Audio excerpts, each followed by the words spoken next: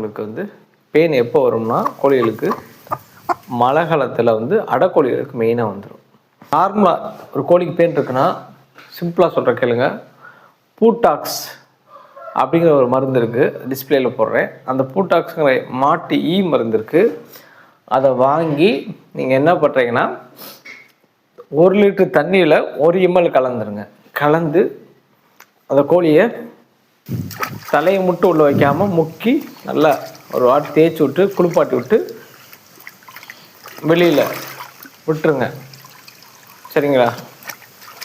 அப்புறம் ஒரு 2 மணி நேரம் ஆகி அந்த கோழியை வந்து நல்லா காஞ்சதுக்கப்புறம் மேய்ச்சல் விட்டுருங்க. ஒன்றும் பண்ணாது. இது வந்து வெளி மேய்ச்சல் இருக்கக்கூடிய கோழிகளுக்கு இது பொருந்தும். சரிங்களா? ஒரு முறை விட்டாலே உங்களுக்கு அந்த பேன் முறை இறந்துடும். பண்ணிட்டு இருக்க எல்லா கோழிகளுக்கும் வெளி மேய்ச்சல் கோழிகளுக்கு பேன் தான் இது பண்ணிடுங்க.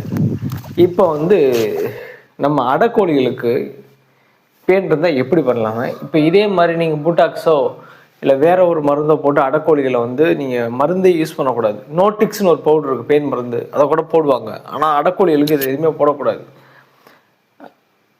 நோட்டிக்ஸ் அது பேன் மருந்து தான். வெளியில் மேய்ச்சல் இருக்க கோழிகளுக்கு பேன் இருந்தால் நோட்டிக்ஸ் பவுடர் அடிச்சுடுங்க, ஓரளவுக்கு கிளியர் ஆகும்.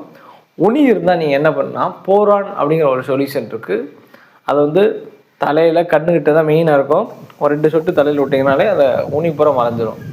அதை நீங்கள் ஃபாலோ பண்ணிக்கங்க. உனிக்கு வந்து போரான்கிற ஒரு சொல்யூஷன், பேனுக்கு வந்து நோட்டிக்ஸ்ங்கிற பவுடர் வந்து சும்மா உடம்புல அப்படி பவுட்ரு மாதிரி அடித்து விடணும், தூவி விடணும்.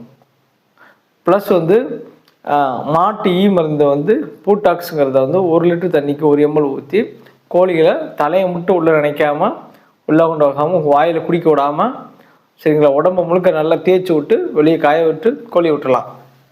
சரிங்களா? இது அடைக்கோழிகளுக்கு என்ன பண்ணணும்னா ரொம்ப மெயின் வந்து இந்த மருந்து எதுவுமே யூஸ் பண்ணக்கூடாதுங்க.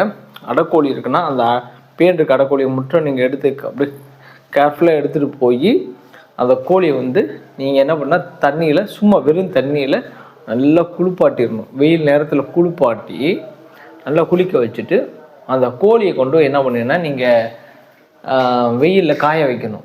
நல்லா குளிப்பாட்டிடணும். பேன்றது தான் நல்லா வெறும் சாதாரண தண்ணியில் குளிப்பாட்டினாலே போதும். ஏன்னா அடைக்கோழிக்கு நீங்கள் பேன் மருந்து போட்டு நீங்கள் அடையில் வச்சிங்கன்னா, சரிங்களா, அந்த முட்டை ஊற அவிஞ்சு